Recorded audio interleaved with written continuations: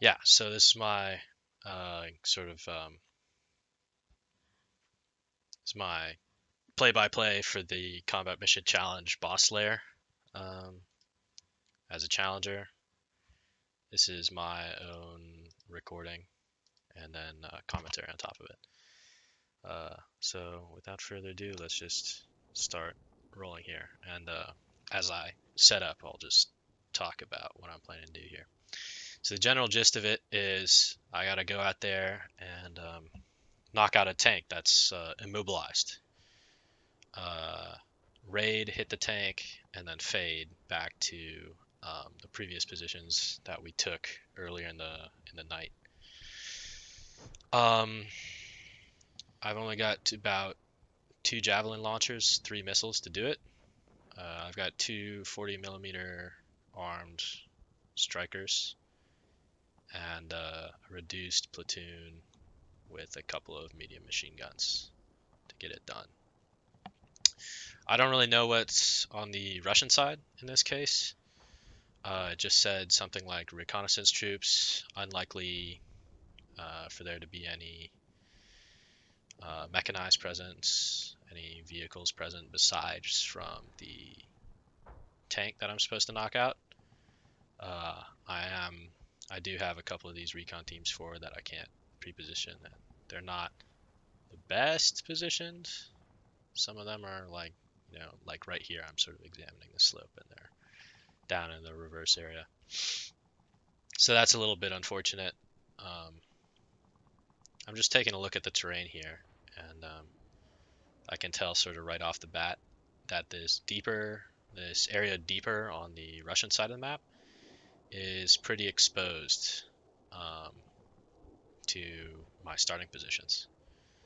And the fact that my recon teams are sort of down, uh, sort of defilated to the far edge, the Russians' far edge, makes me think that they might have some sort of heavy weapon systems out there. Um, I'm sort of going into this with my regular distrust of whatever the briefing says. If the briefing says there's no tanks, assume there's going to be tanks. Briefing assumes recon, be prepared for something other than recon to make an appearance. So a little bit of healthy distrust of your own um, intelligence report here. So I'm sort of positioning all my troops to start in these dips on each side. Here I am looking at the dips. And what I'm trying to do is, since there's this ridge that sort of runs along in front of you, let me put it this way. You've got two pockets sort of set into the ground on the west and the east side of the map, which is sort of the quote unquote the top and the bottom.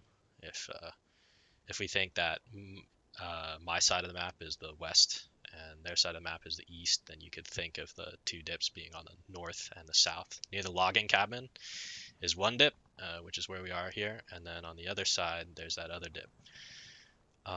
So I'm thinking I want to use those dips to move up in defilade and then secure a couple of positions, sort of on the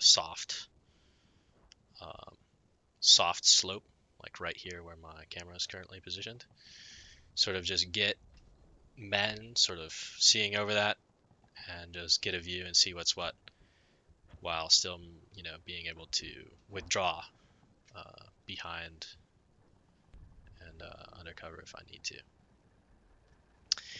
So to do that, I've got one launcher on the quote unquote north side and one launcher on the quote unquote south side. Uh, just in case one can't see the tank and the other can. I'm also planning to use the launchers, the Javelin launchers thermal imager to do some spotting for me. So I want to have each sort of north and south party to have one.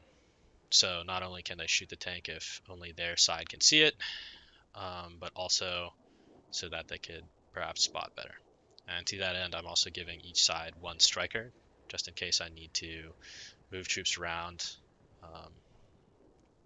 while being protected from small arms fire, or if I need them as, you know, a battle taxi or as a supporting element to suppress an area with a 40 mic, which should be, in my opinion, pretty useful in the wooded area with the shells landing among the trees and getting an airburst going. That's kind of the hope. So I just started it out here.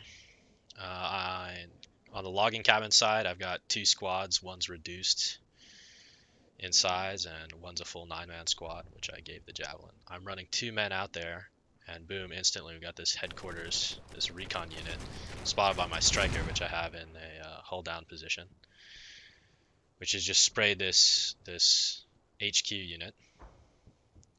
My 2-man scout team is making it across here. I'm trying to get a shot going. It's not really working out. So I just spray the general area.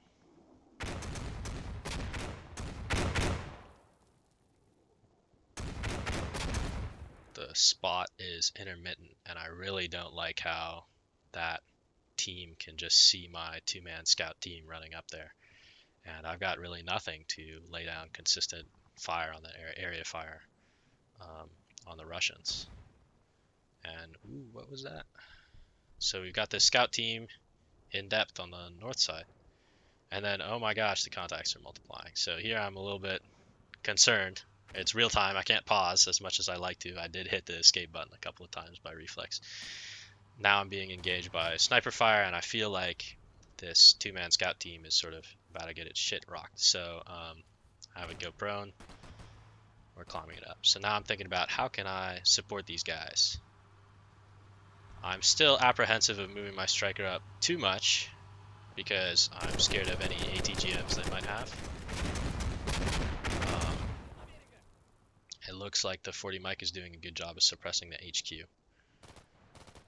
And this machine gun does have a good fire. I hear my own guys returning fire. And since the Russians aren't shooting that much, I'm feeling pretty confident. There is some SVD, but I can't really stop that. I do want to develop this other position up here, but since all the contact's happening down there and it is real time, I got to focus on that a little bit more. Here I can see I'm going to slowly start losing the firefight as my opponent gets it together and starts area firing me back. Those guys are going to get quickly pinned. And, you know, I don't want to get my 2-man scout team dead right off the bat.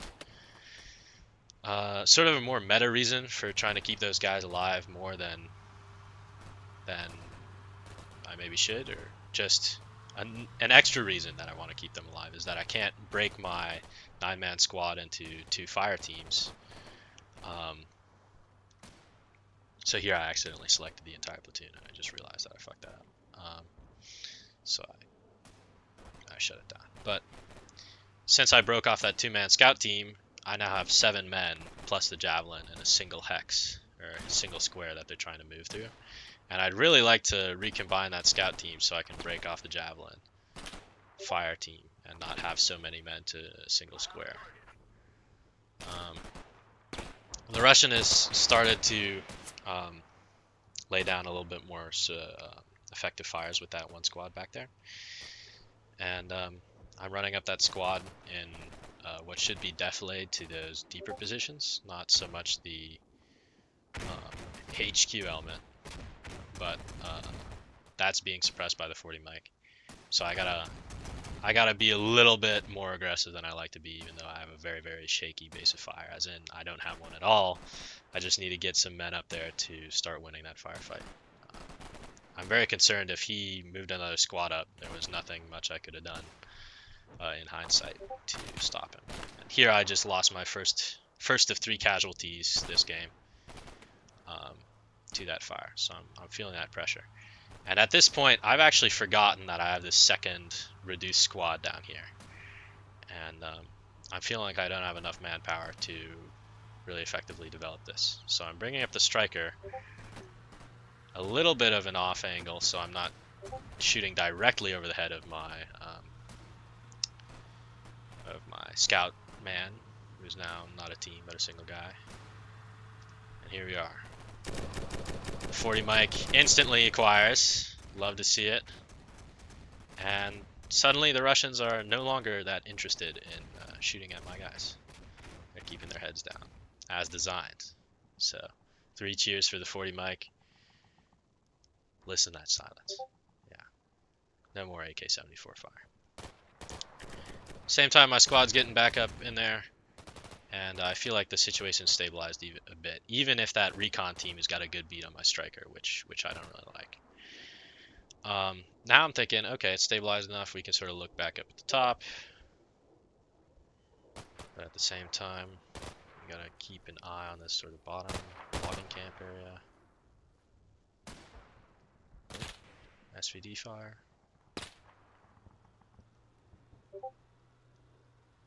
Sorry for the Discord notifications. Oh, and we just lost our gunner, actually. And now I see this this reduced squad that I sort of forgot about. So I've just lost my suppressing 40 mic. The gunner got shot out. But now I'm going to use this, or at least I'm thinking of eventually using this company HQ to man the GM back in the fight. But I don't do that until much later, which is also another thing that I sort of failed on. The reason why I was sort of apprehensive of using that sorry, just looking at effects on target. The Russians are running, which is good. I don't really know if this is an ordered run or if they're starting to break and they're running on their own. The attack AI is running on its own. I can't really tell at this point, but it looks good either way. I've got the squad up here on this rise, and I'm hoping to suppress these guys. As you can see, put a target light out there. I have to get this right here. I have to get this Javelin gunner. This very, very enthusiastic Javelin gunner is trying to burn an ATGM on a fucking area target, which pisses me off. So I have to give him a little bit of a slow order there to cancel it out. But anyways, I was thinking of using that company HQ to man the GMG, but my concern there is I don't really want my company CO to get shot out like the original gunner of the Stryker did. I don't really want to explain that in the AAR why I was a little overzealous with the company CO or XO, and I put them in the gunner seat, and while they were trying to reload the GMG, they got sniped out. I don't really want to explain that. So that's why I was sort of hesitant to get that Stryker back in the fight immediately. Here I see this headquarters unit has actually fallen back, and with the amount of my own fire going out, it seems like the Russians are being forced back, and indeed they are. So I'm thinking about, I kept my machine guns back in the foxholes because the pre-positioning of units on the map just made me think that perhaps I'd maybe have to repel Russian QRF on my side. I was sort of prepared for that, so I left my machine guns in their original positions until I sort of got a little bit of a foothold, and I didn't want to use them too much in the semi-deployed configuration. I wanted to use them in a more of a supporting role instead of a direct assault role, obviously, as befitting their role as a MMGs. So now I'm starting to bring them up because I can see they no longer have any use back there. So I'm starting to develop there. Same goes for my reduced squad, my second squad, not this squad, but the other squad. The Russians are definitely withdrawing, and I can see they're sort of naturally getting into this crest, and a little beyond this crest is a soft reverse slope, which I sort of expect, and indeed they do end up using for the duration of the game. Here I'm trying to get an idea of what this Russian contact can see. He's positioned pretty good to sort of cross off the open area. We'll look at it later when my camera goes over there. But that open area where my where my northern push is, that hasn't even been developed at all. Actually, due to the nature of the geography, I don't want to. That got me a little scared. Luckily, the tree intercepted it. These guys are really clumped up, so I'm hoping that some grenade launcher fire could take that out. The 25mm air bursting high explosive turned out to be extremely potent this game. Super useful. While these guys are sort of on the soft, they're not quite on the reverse slope yet. They're sort of on the rise still, on the crest, if you can even call this like really shallow bump a crest. I'm trying to get that second squad up there while my first squad seems to be doing a really stellar job of suppressing two different Russian units in two different locations. I want to get that second squad up there and close, you know, to leapfrog through the bushes. You know, classic maneuver element shenanigans here. They start coming under fire because the Russians seem to be moving up. You can see, yeah. Oh, they're actually running away. But, yeah, they are shooting at me, so I have to pause that. So I'm not able to act as decisively as I would like. I have to go for a little bit of a more conservative, controlled approach. Now I'm really thinking, right there, you can see it. I just selected the machine gun. I need to free up this second squad that I have here. So by bringing up this medium machine gun, by doglegging it back and so it can approach on the cover of this slope, I can set it up here in a position that it might be able to take over the base of fire role from, you know, support by fire position from my first squad, so that it can move and I can get some more force out there to push these Russians back, because they seem to be retreating on their own quite a lot, which makes me think actually that he's sort of sucking me into a kill zone here. But I want this sort of defilade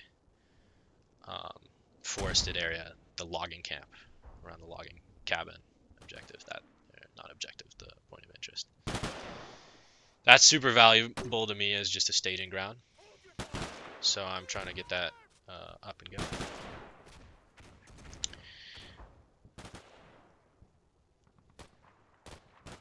As it is, I'm very disappointed that I have 6 different units up top on the other side of the Fab 500 crater that I can't really do anything with quite at this moment. Here the Russians are running quite far away. This is definitely making me concerned that they might have like foxholes in the bottom of this dip here. And they're just trying to draw me out over this crest, which is just straight grass. There's absolutely no micro terrain cover for my soldiers. I'm hesitant to believe that my, you know, sort of very minimal, you know, a burst here, a burst there, fire is actually forcing them back so quickly, especially with the amount of squads I had forward. It seemed like they had like 3 different units forward, when I only really had maybe 1 working, and all in 1 square, by the way. So very casualty prone. They just didn't seem to be able to generate enough small arms fire to really push me off there. So to me, their retreat seemed a lot more deliberate. But in retrospect, it was just because they couldn't maintain that grassy forward position on the soft sort of ridge area. But I keep seeing all of these units in depth, which makes me, again, concerned that I'm sort of walking into a kill zone as soon as I get over that ridge area. So I'm thinking, hey, they got a lot of guys there. 3 different units. We're just going to go for light maximum here. I don't have a lot of mortar ammunition to spend, so if I can just put it down there, sort of kill whatever's in depth, I can maybe kill what's in that reverse slope a little bit easier. Sort of get rid of one of their elements there, sort of unhinge their defense. Once this MG gets into place, I'm going to run up this squad, get some more force forward, and start getting eyes over this crest, which is super important. Here the Russians are sort of getting their act together, and you can see them coming forward again. Which again is making me very concerned. So we know there's something like 3 or 4 units just waiting there on that reverse slope that I know are there, but I can't really see. So I'm thinking about ways I could deal with that. And at the same time, I have yet to locate this tank. So I'm content to let those guys sit in sort of the reverse slope, so long as I can sort of inch these rifle squads up and get them into the undergrowth and just sort of see over the top. That's my goal here. You can see I'm just splitting them into teams, and I'm trying to sprinkle them on the far side of this forested area to give them that micro cover and just have them stick their heads up over the rise and scan for, you know, possible vehicle contact, which I've already determined has to be around either that destroyed building or the destroyed farmhouse on this side of the map. Here you can see this grassy terrain is super open. It's another one of those same things with this grassy slope, and they've got a sort of a reverse slope recon team over there that I have to be considerate about as I try and develop those elements that I already pre-positioned there when I was setting up my units. So it's always very slow going to do that. That made me very happy to see that PCAM to just get obliterated. And then here the Russians are running again. And that makes me sort of think, maybe they're calling down artillery. Do they have any reactive fires? I haven't heard a spotting round yet, so I don't really know. And here we're just inching up, like as far as I can dare, as far as I dare, my teams. And I'm really looking over here at this clump on the other side of the Fab 500 crater. Check fire, check fire, check fire. What am I gonna do with these guys? Because as soon as I come over that crest, like, I don't know what's over there. If they see a forward observer unit, my opponent might get this bright idea, hey, we could just kill these guys real quick. You know, I need to preserve my force. This is a raid. And obviously it's a raid with a you know, very aggressive intent to get out there and destroy that tank. But I'm not trying to throw away my important assets like a forward observer team. But I do want that forward observer team up there. I do want that Javelin up there on that ridge to scan. But just due to the exposed nature, I gotta think about the opportunity cost involved with that. As it is, it seems to be I'm doing pretty good work down on the logging camp side, the logging cabin side. And here I actually see an opportunity to develop the second machine gun. These foxholes are actually positioned in a great place to set up my second 240 and start messing with the Russians that are trying to almost curve around my squads in this sort of dip. So I want to prevent that, and the 240 seems to be doing a good job of that. It's keeping them off of that rise that's farther to the west. Meanwhile, my men seem to be doing just fine, sort of taking bursts at these guys in depth. The 7-man squad. If you look at my ammo count too, ammo is not really a concern. It's just the amount of Javelin. That's a little bit of a limiting issue, but you know, I've got 3,000 plus rounds split between a reduced squad, which is, you know, for the amount of fire that's being exchanged right now, I could keep this up easily. So I don't feel any need to resupply. Still don't really feel the need to bring my Stryker up and possibly expose it to any ATGM fire, anything like that.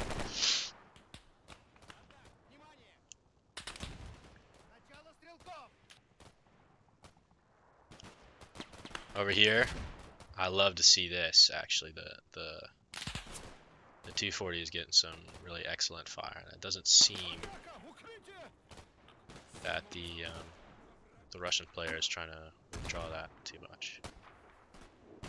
So I'm gaining a couple of free kills over there, which is nice.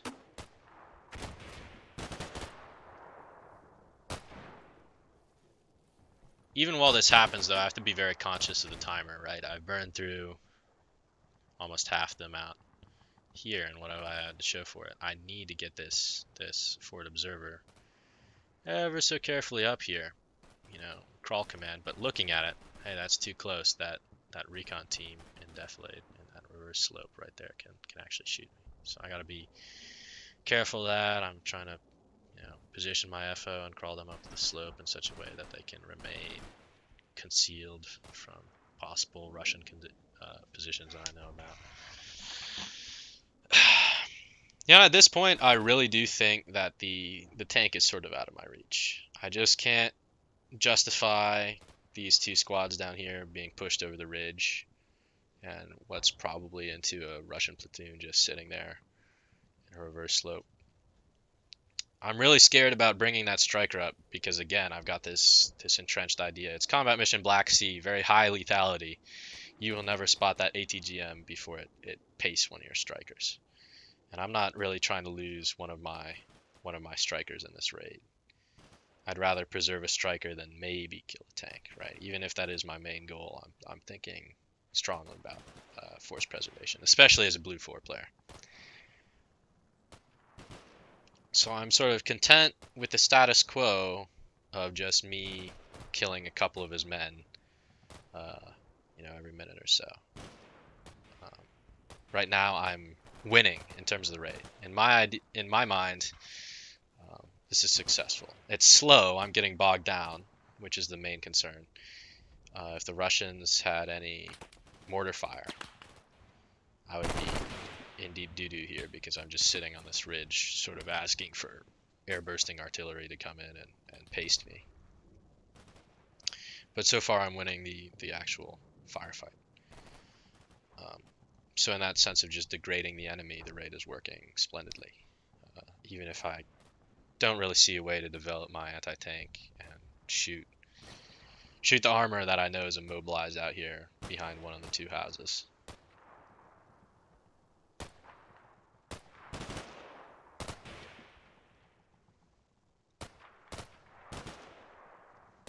Looking at the terrain, where could the Russians be posted up? How could I sort of dislodge the defense? I'm thinking maybe if we move up along this plateau, we can set up a little further.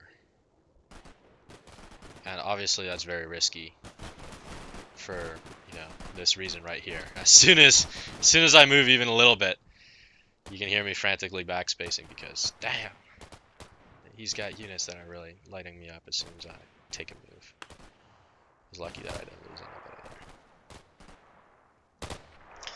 Looking at that's not a fight I'm going to be winning. It's just a head over there. Only one guy shooting. I'm going to lose a man fighting like that. Better just crawl back. Maybe they got men in the Fab 500 crater too, so I gotta be careful. It's very slow going, thinking about what I could possibly do, what I can't do. And then this Russian squad, which just crawled up to its current position, starts lighting me the hell up. And it's a little bit concerning. So I can see this guy is he pulled back his units and now he's crawled back up to a more advantageous position for him, sort of closer to the rise. Meaning it's a lot more advantageous for him to defend. Luckily, this 25mm airburst, like I said, is just brutal. Look at that. Like, I don't even see them, and I know that's doing work.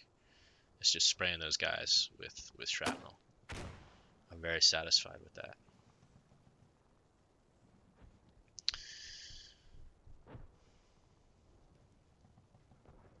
Now it's just sort of thinking, like, I've got 20 minutes on the clock. How can I break free of this stagnation? And here I get, surprisingly enough, this FO can get a sort of a line of sight here that I can sort of exploit. And it turns out this movement here with this fire mission, even though it doesn't go into effect, is actually what sort of sets the end game in motion. And I say end game, but you know, there's still halfway on the clock left, so it's not like a ton of things are happening. I can see the Russians definitely moving. Now I'm sort of concerned he's trying for a counterattack, and indeed it looks like he's running up a full-strength squad here. I'm not too worried about it, actually, because it seems like I've got an entire squad able to shoot at him, and he just lost his front man. Feeling good about this. Again, they're on grass, and I'm on... You know, not only am I catching him with the MMG on one side and a full squad on the other side, but all of my guys are in either foxholes or forest. Sort of on a lip. And he's trying to advance, you know, even though there's some sparse woodland. He's advancing over grass. So I'm very easy for me to cause casualties in that sense as he pushes up. So I'm feeling very good about that mortar. If I can get those 81s in, airburst, where he's at, like if he falls back, he's going to be doing it under fire, direct fire from my soldiers. I'm feeling very good about it. I have no illusions though that as soon as my spotting rounds come down, he's gonna get wise and he's instantly gonna withdraw his troops, which is exactly what he does in the end. You know, he's not coming in fat and happy. You know. So we're not playing against the AI here. We're playing against a flesh and blood FCI member.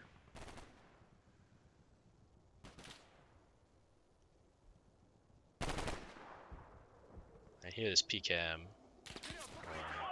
Is that a PKP? Pretty sure it's PKM, right? No, it's a PKP. With the curve on. Anyways, that LMG, that Russian LMG, is still shooting at me in the back there. And the scout team is still here, and I'm just thinking if I can dislodge that, I can get in that. I can rush my infantry across and get in that dip. Just in case the tank is actually in that farmhouse, I might be able to, you know, unhook that open bit right there. That might be a good thing. So I'm carefully inching up my striker there. Still cognizant of that ATGM threat, of course, but willing to take a little bit more risk here, especially since this logging cabin area seems to be going really well, especially with how the Russian is trying to throw me off here. Makes me think he's got something worth defending. And again, I'm very content to just sit in my positions and cause him casualties. If he wants to, you know, sort of vainly trade blood for ground, then I'm willing to oblige him of that. It fulfills my goal in the raid. I can see his men running back here now, and with the spotting round landing in the background, I can tell that my mission's going to be ineffective.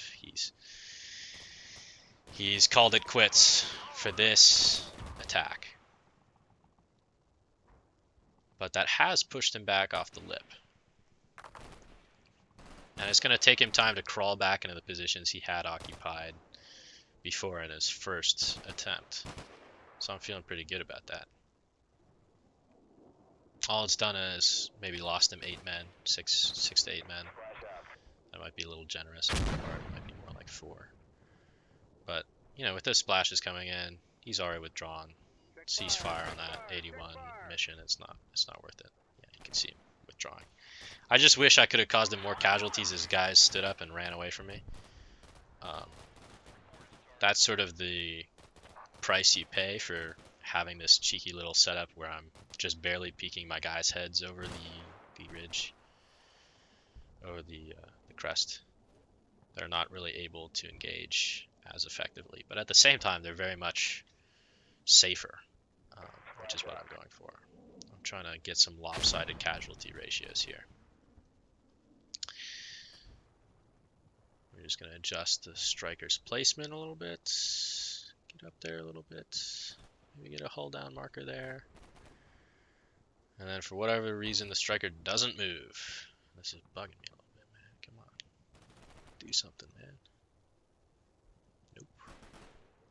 Gotta adjust it by hand, and this makes me a little bit uncomfortable because whenever you adjust something by hand, you gotta be careful that you don't expose the hull if you hold down by eye. But nope, it works. Get a semi-accurate shooting mark, and there we go. The striker acquires him. Great. The striker sees the recon team, and now I feel very happy to just let him spray right there. Look. You can only see the top. Zoom in there maybe a little bit of hull, but any ATGM position that's sort of by the road, more in depth, is not going to be able to see that. Only his target is able to see it, and that target doesn't have an ATGM, so I'd be very confident, very satisfied with that Stryker position. It's just a matter of getting rid of this LMG team in the back here. That's really what I'm trying to do. Again, I can't touch, even though I keep taking drips and drabs of men, ones and twos, just attriting the enemy every time he sort of fights for that position around the logging camp down there. I'm able to attrite him as he sort of crawls back up to the slope. I'm not really able to do that much to him if he stays down in that valley, in that deflated position. So I focus on what I can kill, and what I can kill is that PK team. So that's the main goal right now, is just to kill the PK team.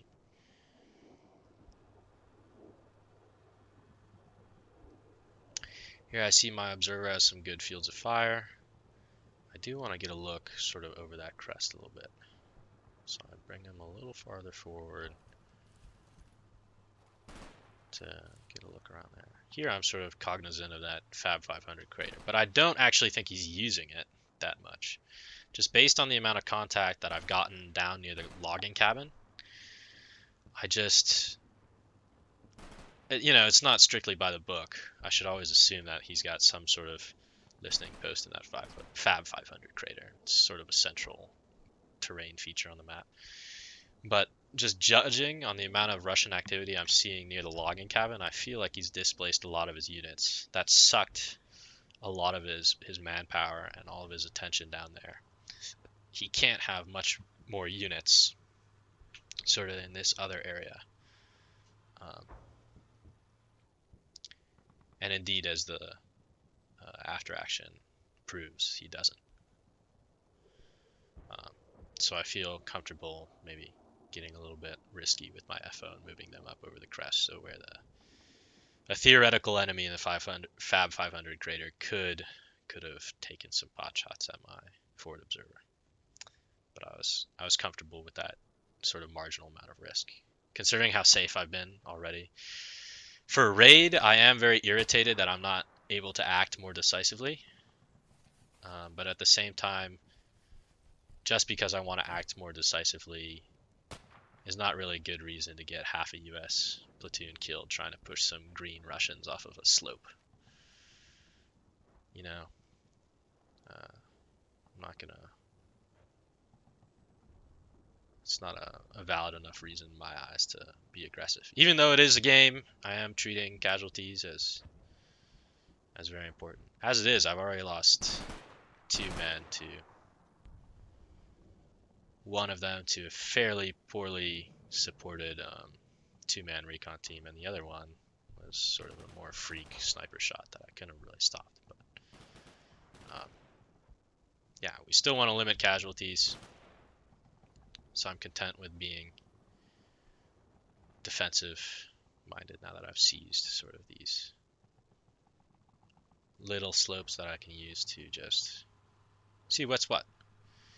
And again, I am expecting an enemy QRF to arrive, pretty much always. Even though the briefing says I shouldn't have to, I'm definitely expecting a pair of BTR-82As to show up at the 5-minute mark and try and fuck me up as I return to my positions. So in that same breath, I'm sort of positioning my javelins to maybe get off a couple of cheeky shots before, running bravely away. And even if I can't bag the tank, I could bag all these QRF elements. I'm hoping that my sort of passivity is luring in the enemy into a little bit of a more aggressive mindset, and that's sort of reinforced by the fact that he's playing pretty hard for that logging cabin area. He keeps moving back into those positions and suffering casualties while doing it. It makes me think that since we're both sort of quote-unquote ignoring this upper bit, even though I'm looking at it very heavily, I just don't really know how to develop it with that reverse slope RPG team, the recon team. I don't want a infantry assault with only 6 men and a bunch of important equipment. And I can't really justify exposing a Stryker to too much fire from possible ATGMs. I gotta be a little bit more careful. As it is, burning men off of him. You can see dead Russians lying around. It brings joy to my heart. There's happiness and glee and positivity, head nodding and such. Here is finally at the 10-minute mark, I do something approaching sort of the aggressive nature of the raid.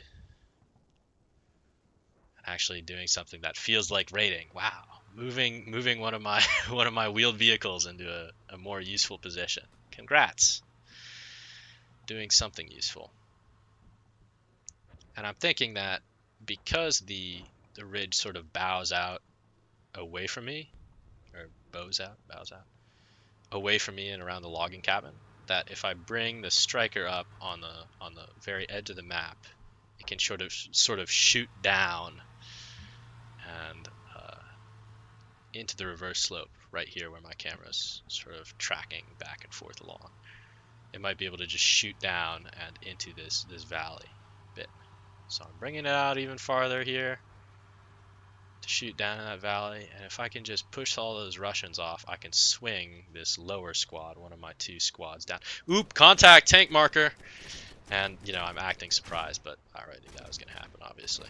Pop smoke instantly. Very afraid of that tank marker. I did not know. Again, I was not expecting to get this tank marker off. Boom, it's a T90. It's a T90A, not an AM. I wasn't able to see its facing before it disappeared. So for all I know, I was about to just call under my Stryker, vaporize it. Remember, I have my company HQ in that, so I was more than happy to be very careful with it. And now I think I can actually, hey, I got 8 minutes left on the clock. I can actually complete my mission and withdraw. This is looking real good here. And unfortunately, it doesn't quite pan out that way. By the letter of the scenario, I still fail. Spoiler alert. It's technically a minor Russian victory. You can see him running up his RPG team. The fact that he's repositioning an RPG team makes me think he can't have more than 2 launchers in this reverse slope. Which means, you know, I've probably attrited him of 1 or 2 launchers. He's probably down to 50% AT capability. And because he's moving an RPG over there, it's less likely that he is an ATGM sighted on that area. Which makes me feel pretty confident, actually.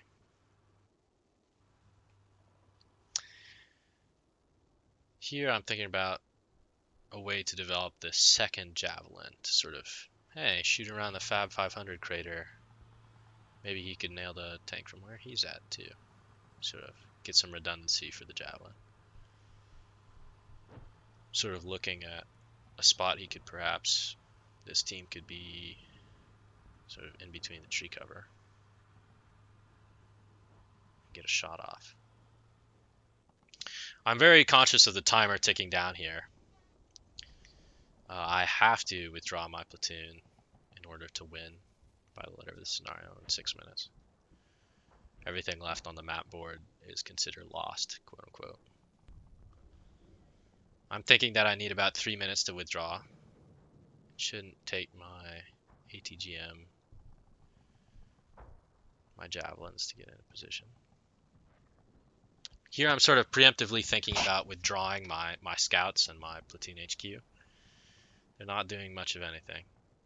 But at the same time, I know as soon as I get that Javelin off, he's instantly going to bum rush me and try and shoot me in the back as I withdraw my units. Right then, I can expect the Russian player to make some plays.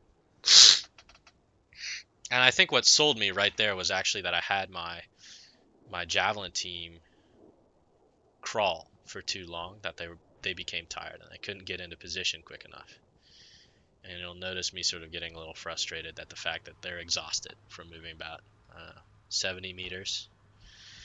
They crawled for maybe 15 and then jogged for another 70. And then they had to walk the last 20 meters or so, which cost me in time. And every second counted because it was down to about a minute. If I had a minute more of time, my platoon would have been able to get out fine. Maybe not a minute, maybe more like 2 minutes, maybe 3 minutes max. But yeah, well under 5 minutes more on the clock, I would have been able to win. Still bugs me a little bit, but hey, what can you say? At a certain point, you know, you can't simply say, well, if I had a little bit more time. It's war, right? You got to keep to your deadlines. So either way, I should have been a little bit more smart with this whole play. But I have to keep this front up. What I'm doing here, I have to keep my squad sort of visible up here so he doesn't get an idea and try and retake that position while I'm getting that javelin up there. And I don't really want him to know I'm pre-positioning that javelin. Whatever happens. Here I notice that my squad is exhausted, and god damn it, am I pissed. Are you kidding me? You guys are exhausted? Walking your candy asses over there? We've got 4 minutes to finish this, and I just need you to spot the tank. I'm a little bit annoyed. I'll admit it. It's a little bit annoying to see that. Like, if you just jog 20 meters, less than that, I could have been able to win on the clock. Damn it. God damn it. Shaking my fist at the sky. Anyways, I'm sort of thinking about positioning here. Oh, you finally see it. Please just kill the T-90. Please. Begging my javelin to take the shot, but instead he spends a long time crawling. Look at this guy. He's exhausted, and then now he can't see the tank. Crawl for another couple meters. Yeah, keep crawling. Oh my God! Get down! Get down! It's just combat mission, infantry shenanigans. It's just a little bit of fun. I don't want them, taking any pot shots and prompting the tank to area fire. So I say target and armor arc only. At the same time, I'd really love it if you guys could, I'm looking at the clock, 2 minutes, 30 seconds. Please! Finally, the anti-tank, he starts aiming, he fires. Look at that beautiful missile. Oh man, that was worth it. Even if I lost this scenario, even the chit-chow, kaboom. I'm probably talking too much, but we'll give it a second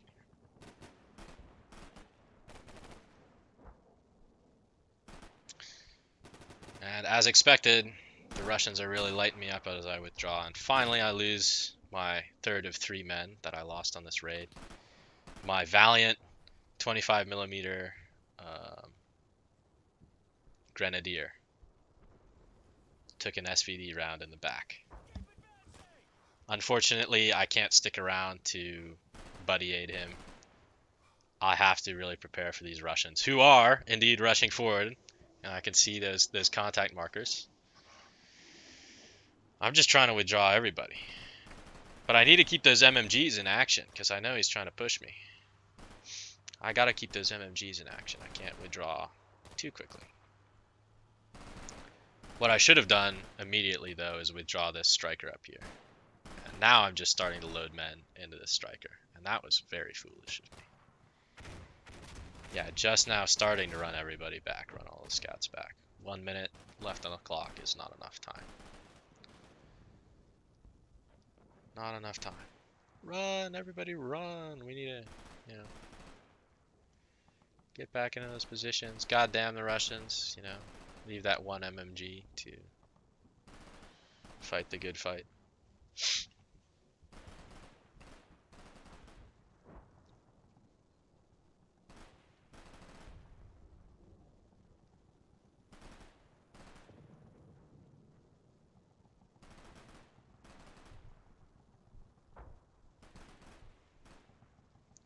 And these last 20 seconds are filled with much sadness.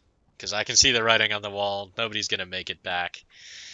You know, just a minute, maybe 2 minutes too late in terms of the attack. And even then, I'm still inflicting casualties. You can see they just took another loss. Well, that's the end of it. You can see out of 46 men and 2 vehicles, I lost 3.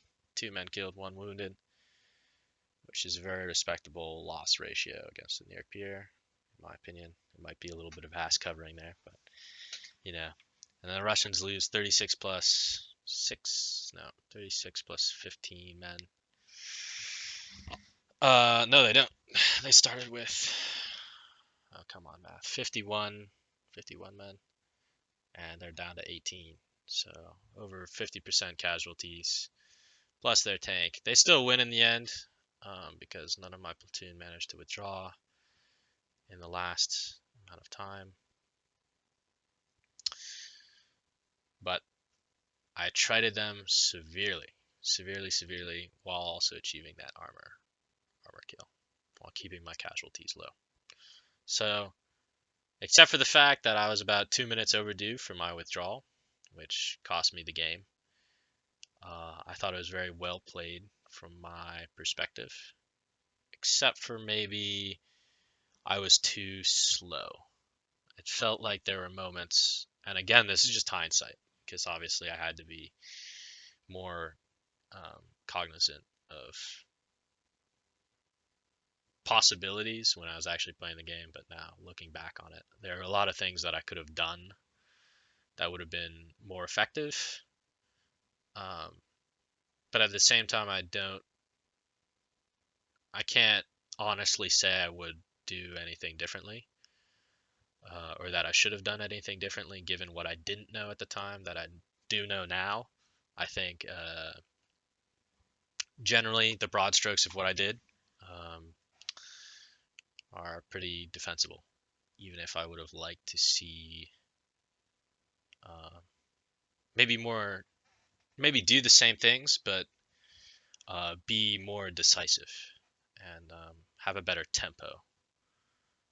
Looking back on my performance, to do the same things but do them in order faster, come to the conclusions that I did faster.